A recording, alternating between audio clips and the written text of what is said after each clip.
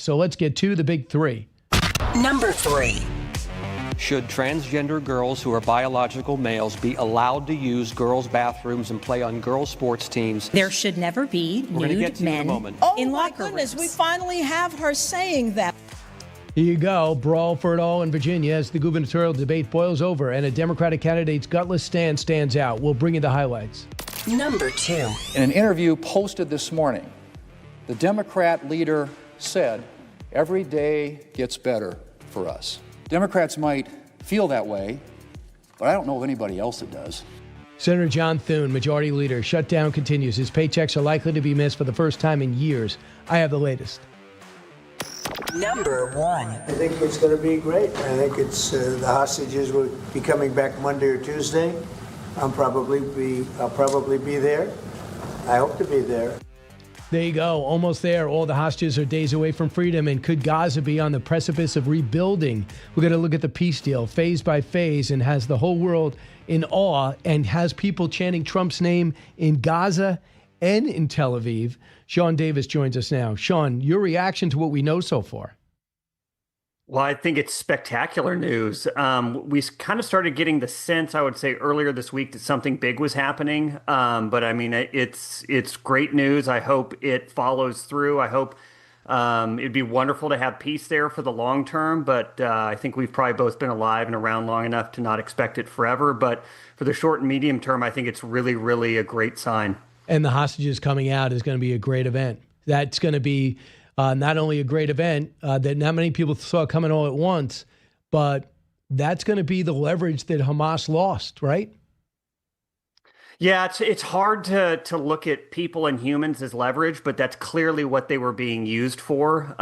It's a shame to me to see that this seems like a deal that could have been done a year ago, but it apparently took a strong administration and a strong president who wanted it to get done to make sure both sides understood there was going to be peace here. So God bless President Trump for actually going in and getting in the middle of it and making sure they're going to get these hostages home. I just want to hear Jennifer Griffin sat down with the Israeli Foreign Minister, Gideon Saar, cut 5.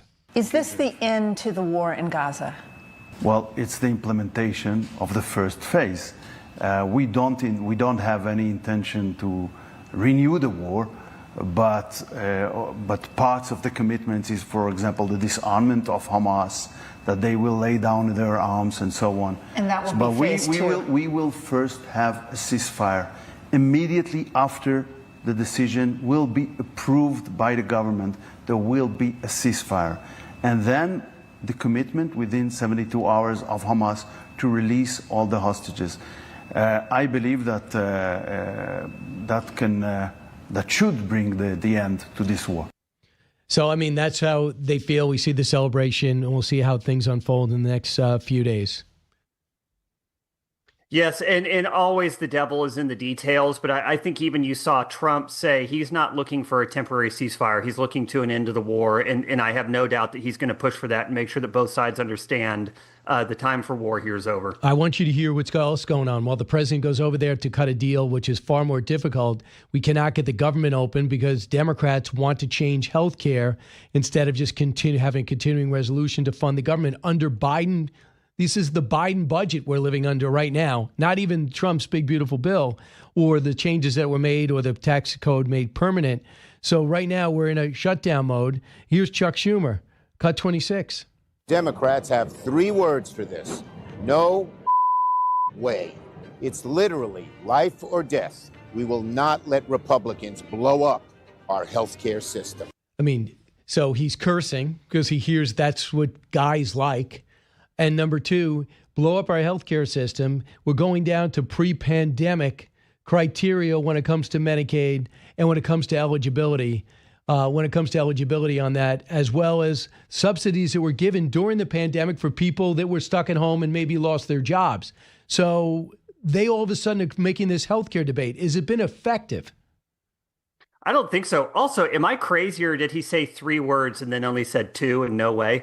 I I don't think it's working for them. I think what they're trying to do is just deny Trump any sort of victory or to just make life hard for him. Recall that I believe under the last Biden budget, they voted for the same clean CR 13 times. But now Trump's president, suddenly they don't want to do it. They're going to pretend it's about health care for illegals. I was talking to friends, not in politics, not in media yesterday. None of them has even noticed the shutdown. I think it's all theatrics in Washington. But I think everyone prefer it would be over sooner rather than later. But I will say that if you're flying, you're feeling it because already some massive delays. Air traffic controllers are calling out sick, and they're already overworked and underpaid. So that's the one thing. Matt Towery weighed in last night. He's a pollster and political analyst because he knows what this is like. This is not our first shutdown. The reason why the market's not panicking and people aren't panicking because sadly we keep going through this. Cut 32. There's a crisis in healthcare, but the biggest crisis is among the rural areas, the places that voted for Donald Trump. So I say to Schumer, how about this? How about we address that rural crisis right now? And then after everybody gets the government going again, we'll turn and deal with his area in New York and Los Angeles and all the other places he cares about. I think there's a way to get this thing done and take the healthcare issue and hang it right around their neck. What do you think? Well, I think the real issue here, if we're going to talk about healthcare, is Obamacare. I remember what my premiums looked like before Obamacare came in, and I think I'm paying, 5 to 10 times more in premiums each month. That's the actual problem here. It's not that we need more subsidies or we need to tweak this or that. We need to remove the thing that utterly destroyed the U.S. healthcare system and made healthcare utterly unaffordable. This business where we're going to pay $20,000 or $30,000 a year in premiums just for the privilege of getting a 50% copay when we actually co-insurance, when we actually have to call in that insurance is insane. But the problem here is Obamacare. True. We're just looking now at some of the things that are on our table with these trade deals. Yesterday, the Secretary of Treasury, Bessent, came out and said it's time for Europe to put tariffs and subsidies, whatever they do, on Chinese products because they're the ones sustaining the war in Ukraine. And he called on Europe and all the NATO allies to do the same thing. Do you think we should follow suit, knowing, too, that yesterday it was official that China is already starting to hold back rare earth on us? Absolutely, we should. This idea that we should be getting all of these manufactured materials that we need to exist as a country from one of our chief geopolitical rivals is insane. China has been subsidizing and then dumping its goods into the U.S. below cost to destroy our manufacturing base. That needs to end, and it needs to end for us, and it needs to end for Europe as well, because China is not able to be the gigantic global hegemon that it's becoming without the economic money coming from Europe and the U.S. So, yeah, we need to cut that spigot off real quick. So that's interesting because I thought this was a sensitive time in our trade negotiations because all of a sudden for China to come out and say, yeah, we're going to limit rare earth delivery, stuff that we're more than willing to pay for, while they stop buying our farm products like soybeans, which they were our number one customer, and we provide better soybeans, the people in the agricultural world tell me, at a better price. So what games are they playing in the final lap of this, we thought, the final round of these trade talks? They're doing the same games that they always play. And quite honestly, assuming we even get a trade deal, I don't expect them to keep their word. This is what the CCP does all the time. Their goal is not to help the U.S. Their goal is to help China. And I think the sooner we understand that, and the sooner we understand that our dependence upon them makes us weaker, the quicker we can get and become a stronger economy, which will make us better able to deal with the Chinese problem. Right. Very interesting. But we're not ready on pharmaceuticals. We're not ready on rare earth yet. And we're not ready. We can't find a different customer for those farm products because now they got to get subsidized, the farmers. And I'm sure the president will do that. But that's not what farmers want. They don't want checks. They want to be able to grow and sell their products, which I heard, again, I've known way too much about farming for a guy that's never farmed. They had an incredible season. Yeah, well, and another major problem, farming now is it is so capital intensive. The amount of land you need to have to be able to spread out those costs is significant. It's killing family farmers. And it's coming as a large part because of how expensive it is to get manufactured goods. Again, I mean, do you know what the cost of a combine is? it is outrageous. Like, so no family farmer out there with a couple hundred acres is going to be able to afford to farm. And it's terrible for the country. We're losing that farming heritage. And it's in large part because of how expensive it has become to make things and how dependent we are on enemies like China to make them for us. Yeah, we'll see. We'll see what happens there. How do you feel about helping out Argentina at this time? The Secretary of Treasury made a strong case saying they're trying to pull away from China. They're trying to, as we try to grab back this Central and South America, and it's in our interest to fortify. They also have rare earth over there to help them out with the peso. I'm not sophisticated enough to talk about monetary policies between nations, but our Secretary of Treasury yesterday said this is not a bailout. How do you see it? Yeah, that's a hard one. When you're looking at geopolitical competition, you have to understand that either people are going to kind of be in your court or someone else's. And over the last 20 to 30 years, I think we've seen a lot of people being driven into China's arms. So to the extent that we can bring people back to us, especially in our own hemisphere, I mean, there's zero reason for China to be gaining this foothold in Latin America, especially, by the way, given what China's doing to the seas out there and the way it's absolutely destroying the fishery stock. Yeah, I don't have a problem with us helping out our friends in this hemisphere. Sean Davis, thanks so much, CEO and founder of the Federalist. Thanks for Zooming with us. We always great to have you on. Thank you, sir. Appreciate it.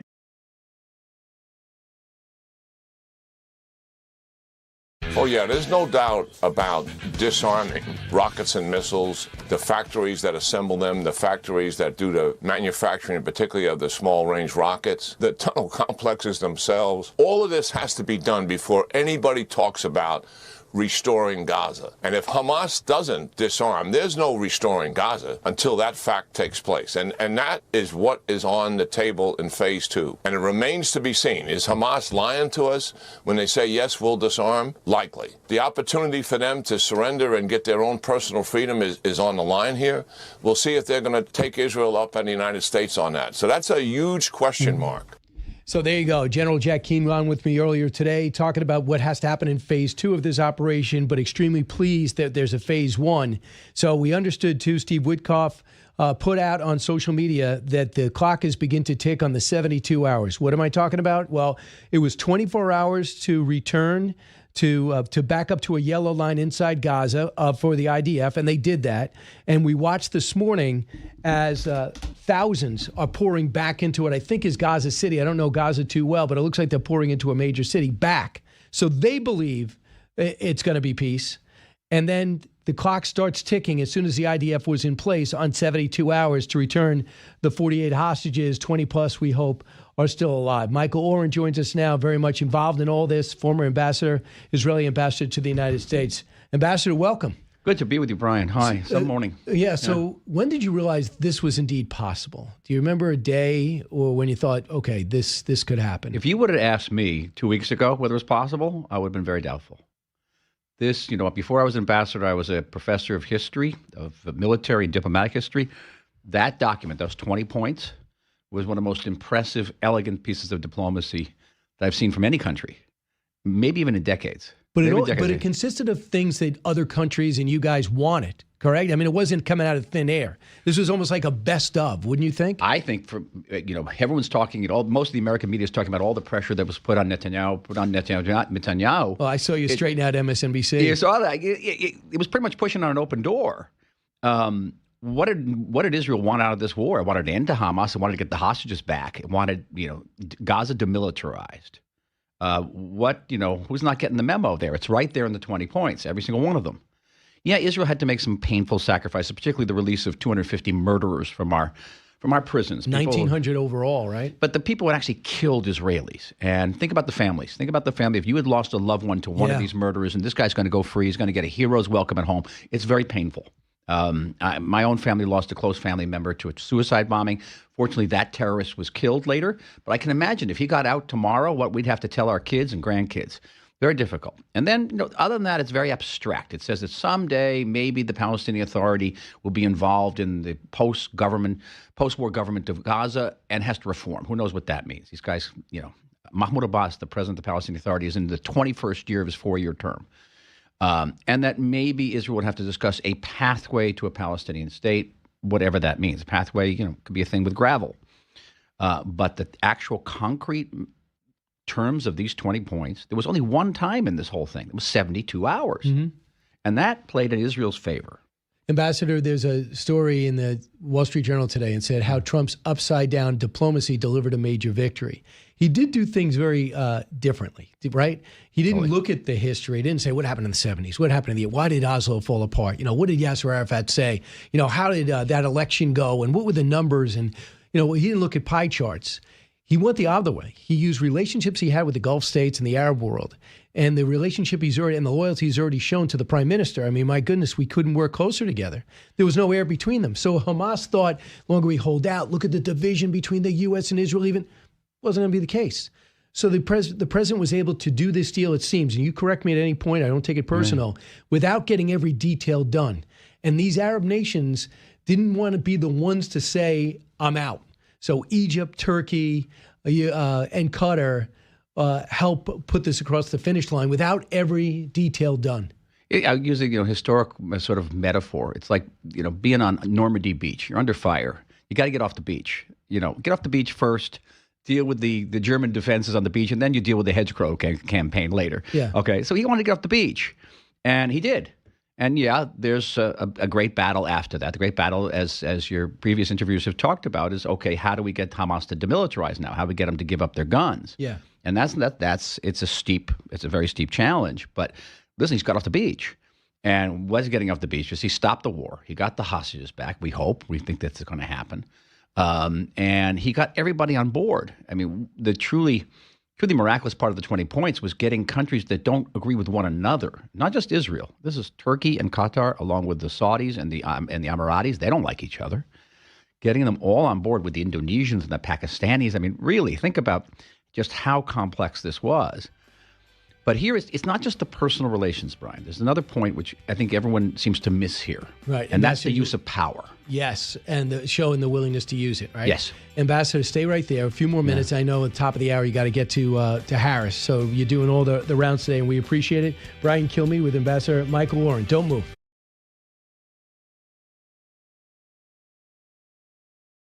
If Hamas is not going to disarm, they're never going to fully disarm, and you couldn't monitor it or verify it. That if they did, that's the lesson we had with Northern Ireland, getting the paramilitaries to give up arms. Ceasefire may break down.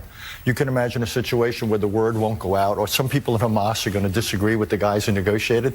Then Israel might see that as an opportunity to use military force against the breakdown. So what do you do? Put the focus on maintaining the ceasefire. That's something you can monitor. You can watch a ceasefire. You know if that's working. Giving up arms, Joe, they're going to stash away arms. You'll never get 100% of their arms, but you can get 100% compliance with the ceasefire. So I would focus on that. True. That's one way. That's Richard Haas, Council of Foreign Relations. Ambassador Michael Oren is here, and had very much to do with the peace deal that we have right now.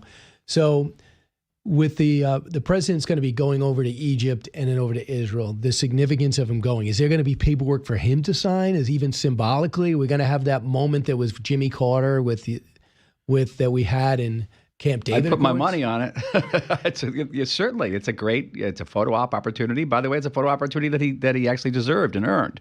So yes, there'd be a signing ceremony.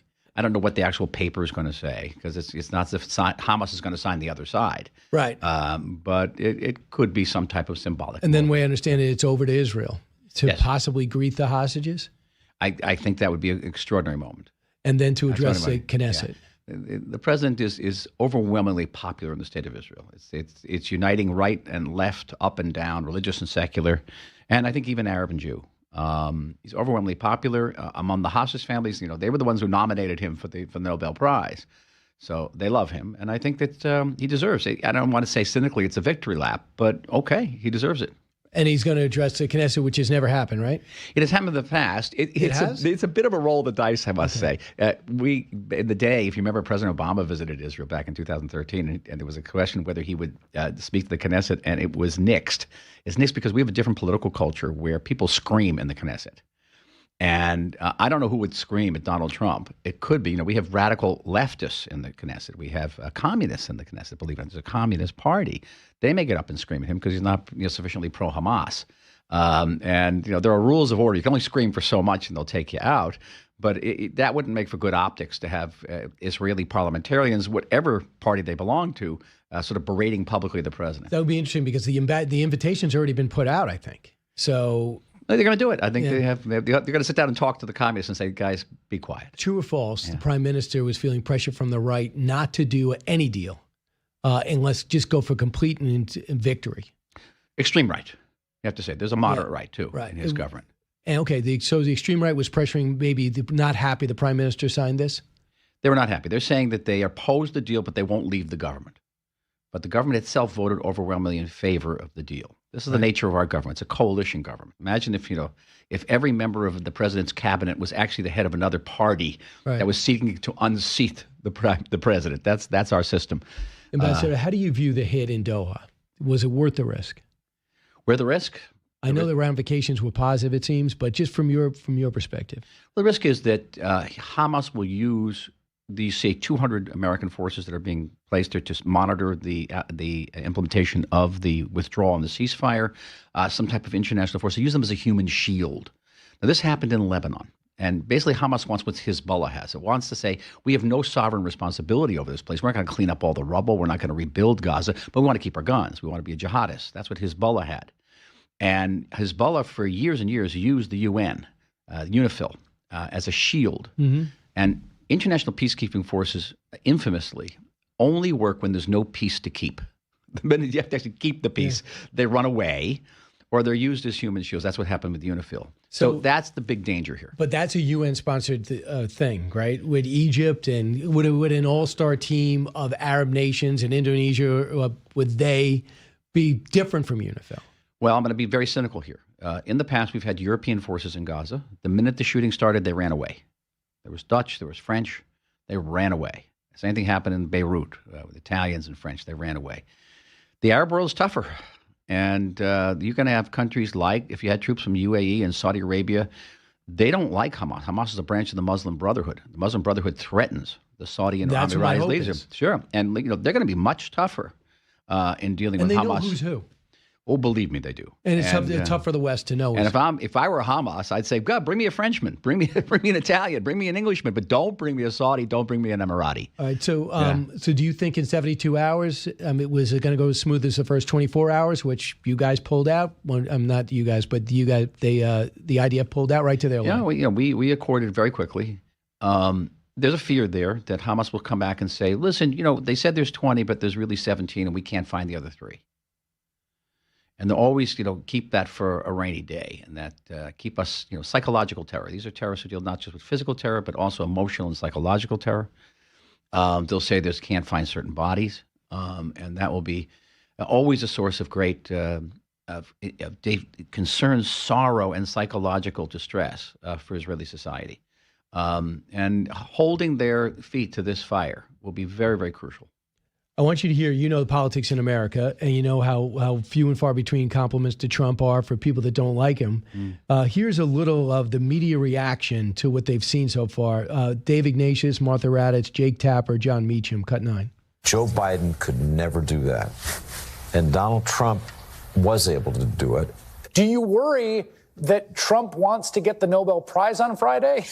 It's sort of, I really don't mean that as a joke. And if we see those remaining hostages freed and Israel begin its withdrawal, it is a remarkable achievement. I don't want to diminish the importance of this, and obviously blessed are the peacemakers indeed, but it is worth pointing out, this is a ceasefire deal, right? This is not a larger peace deal. All credit to President Trump. So your thoughts? Number one, it is a larger peace deal. It's the beginning of a larger peace deal, and it can be. And but that's going to require very intense diplomacy, hands-on approach, and we see how far it can be taken. There's great opportunities here. Just when the prime minister decided to take that shot in Doha and try to take out the terrorist brass, I think he only hit one of the guys he wanted. Those other guys got away, and the security official died. Was that shot worth it? Do you think that to go into Qatar where they were negotiating, in retrospect, was it worth it? Well, history is going to have to judge this differently. From the perspective of several weeks after, I'd say what that operation did was to shake everybody up and realize that this conflict could not be contained in Gaza. That was going to spill out. And that got a lot of countries on board that hadn't been on board previously. And yeah, the conventional wisdom in the American press was that the president was furious with Netanyahu, and that was it. He was going to put his foot down.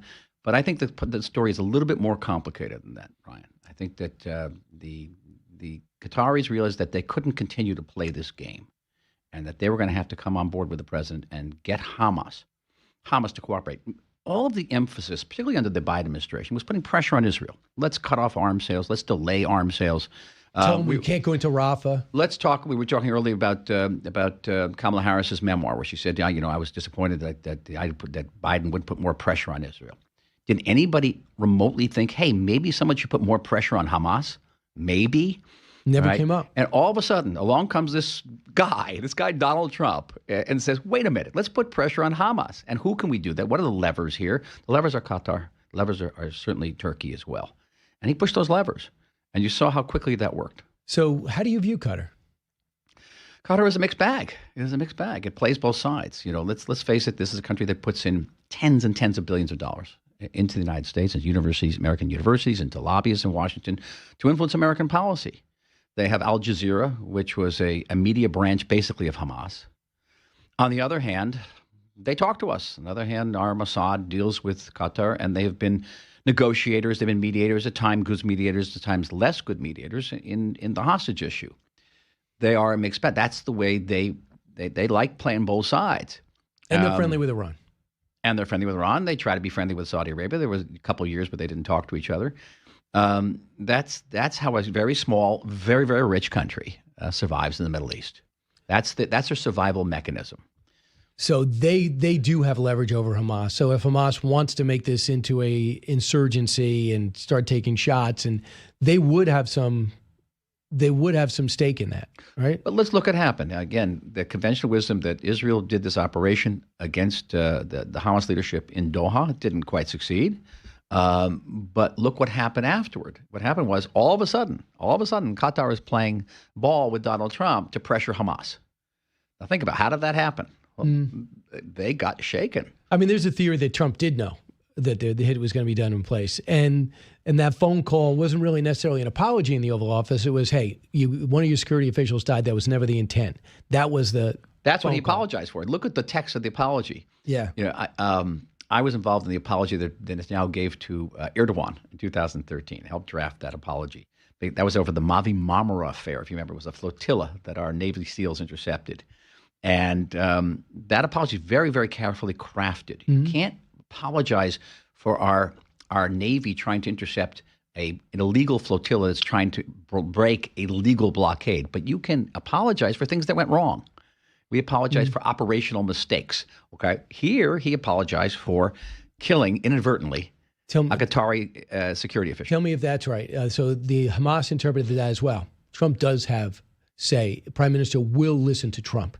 Definitely. So, and then Hamas goes, of course they don't like America, but they'll say, okay, maybe this could be backed up. And one of the statements from Hamas, if I could paraphrase, was it's up to Donald Trump to make sure that Netanyahu lives up to his side of the bargain. So they needed to see that. It's all of a piece. Again, I maybe said earlier that Trump was able to do this because he projected power. He projected power in the Middle East that previous American presidents had not really done since George Bush. And even so, George Bush, even with Iraq, with all the problems of Iraq, he was able to convene an international peace conference in Annapolis in 2007 with 48 countries in it.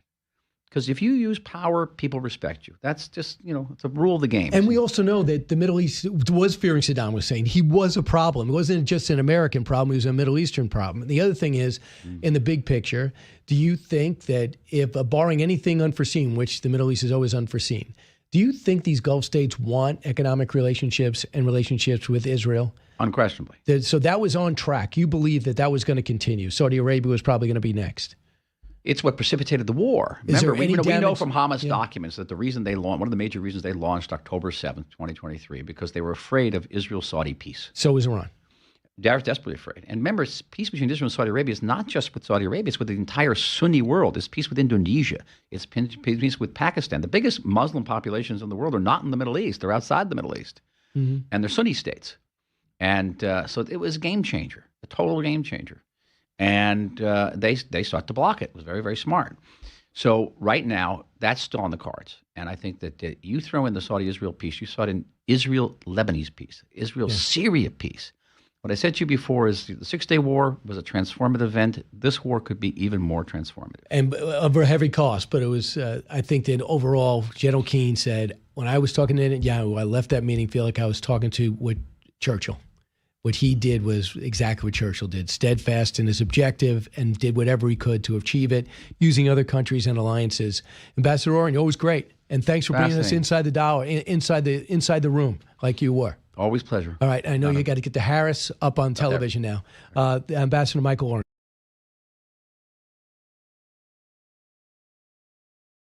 Once again, the question was, should transgender girls who are biological males be allowed to use girls' bathrooms and play on girls' sports teams in K through 12? You have 15 seconds to clarify. In cases across Virginia, I think it's incumbent upon parents and educators and administrators in each local community to make decisions locally. That's what this is about. Ms. Earl Sears? There should never be nude men in locker rooms. Oh, my goodness, we finally have her saying that, but you voted for that. Ms. Earl Sears. Have you finally Ms. Earl Sears, you are just lying. intruding on Are time we in here. agreement now? So your thoughts, Tomi Lahren, thanks so much for joining us as you get set to host your show over the weekend, the big weekend show. Your thoughts about what you hear about this debate last night in Virginia. Well, I'll tell you, I think this week it's the crumbling of Democrat women. That seems to be the narrative, whether it's Katie Porter or Spanberger. No, I watched. Mikey Sherrill, too. Yeah, I agreed. Yeah. And I think last night was very telling. It's not hard to pull your endorsement from somebody who's wishing death upon an opponent and his family. That's not a hard thing to do. The question is, why wouldn't you? What is the calculation there where you're thinking, I know I'm not going to pull my endorsement, I'm going to denounce it, but the same thing with Katie Porter. I think the narrative also is that Democrats, man, woman, they, them, whatever, they hate it when they get any little tiny bit of pushback. She was so combative on that debate stage, not just against her opponent, but against the moderators. She was almost upset that she was even asked the question and then asked a follow-up. And her answer on Jay Jones was ridiculous. Her answer on men and women's sports, again, she almost did the Kamala word salad. It's not that hard to say that men shouldn't be in women's sports, but she wouldn't go that far. They never do. They will never go the distance on that. How can you trust anyone to run your economy or anything else if they can't accept the most simple fact of men and women? Do you think that Democrats feel like you do, though? Do you think that Democrats are for trans athletes in women's locker rooms? No. The percentage that are a part of that LGBTQ rainbow mafia that I call them is such a slim, small margin, even within the far, far left, even in places like California. I've heard many people that are very outwardly pro-gay, all this stuff, and very, very leftist.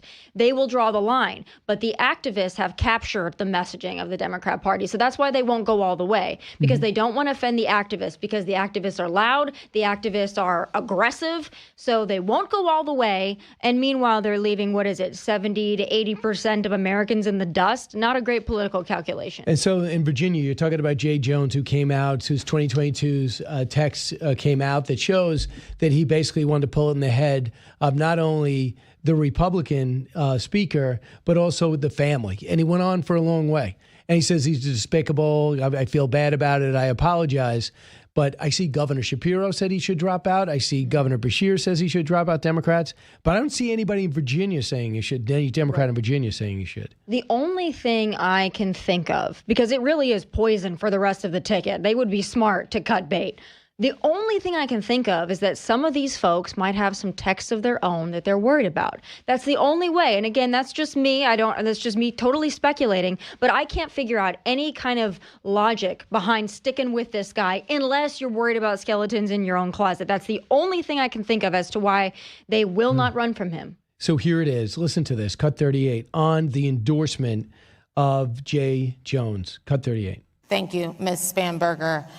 We just want to clarify, what you're saying is that as of now, you still endorse Jay Jones as Attorney General. I'm saying as of now, it's up to every voter to make their own individual decision. I am running for governor. I am accountable for the words that I say, for the acts that I take, for the policies that I have put out.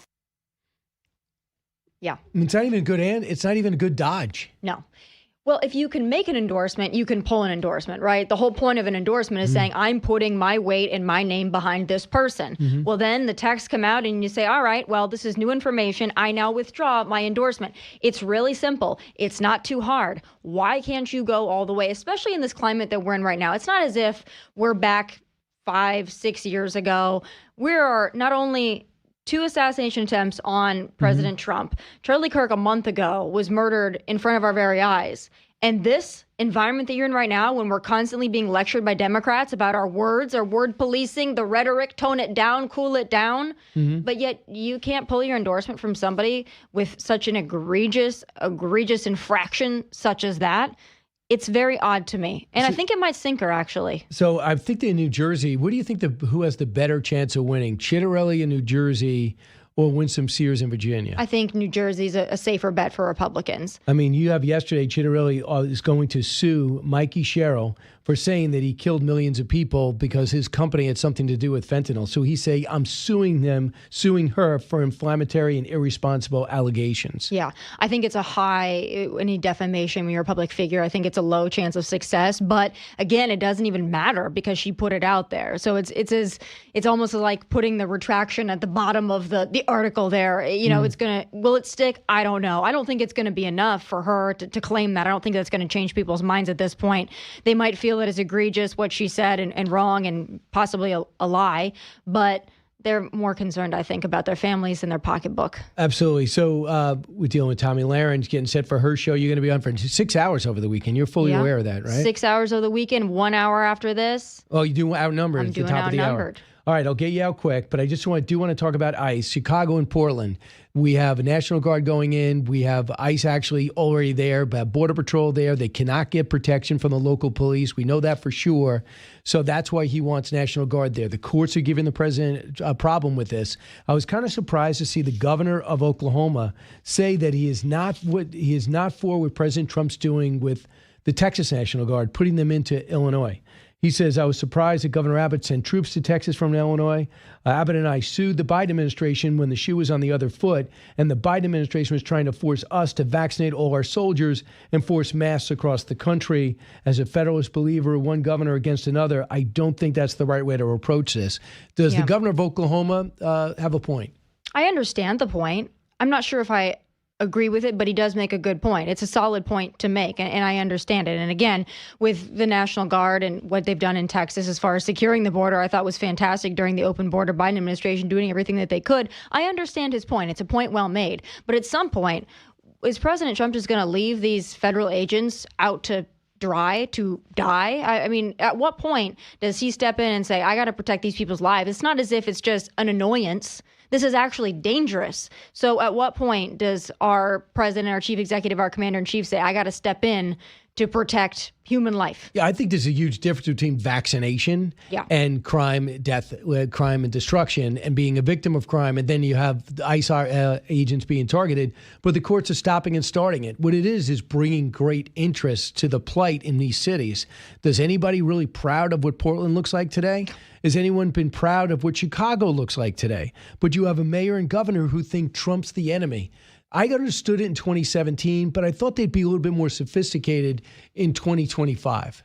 If these people did not have presidential ambitions, I don't think you'd be seeing this, but especially in the case of Illinois, we know Governor Newsom in California, two people that obviously have aspirations to be president. So I think that their number one thing that they have to communicate to their far left party is watch how anti-Trump I can be. Watch how I can fight for crime and against law and order. It's ridiculous. I don't think it's going to work. Look at the approval rating, of course, in Chicago. Look at Mayor Brandon Johnson. I mean, he's almost at 0%. Give it a few more weeks. But it's the grandstanding. They love the cameras more than they love common sense. And they hate Trump more than anything. So at the end of the day, the Democrat Party, if they stick to this, we're just going to keep fighting tooth and nail for illegals. It's going to be November 2024 all over again. How long do you think this lockout's going to last? The shutdown's going to continue? You know, you and I were talking about this before, but I think Republicans need to stand strong. They didn't do this. I think Democrats, we'll see. I think Chuck Schumer really shot himself in the foot with that comment about every day gets better for us. That was not a good comment to make. And I think Republicans are seizing on that and making the point that, hey, if you thought this was our shutdown, this guy's just celebrating it. Kind of like when Jane Fonda said that COVID was a great gift to Democrats. Not job. great. Yeah. Wow. Good memory. I did not. Yeah. I did not We'll never remember forget that. All right. So we're going to see you this weekend. What hours? 5 to 8 p.m. Saturday and Sunday. Tomi Lahren. Then we're going to watch you in 15 minutes. You going to keep the same outfit? Yeah. You're not It's too going late to change it now. I think it's great. I Thanks. fully endorse it.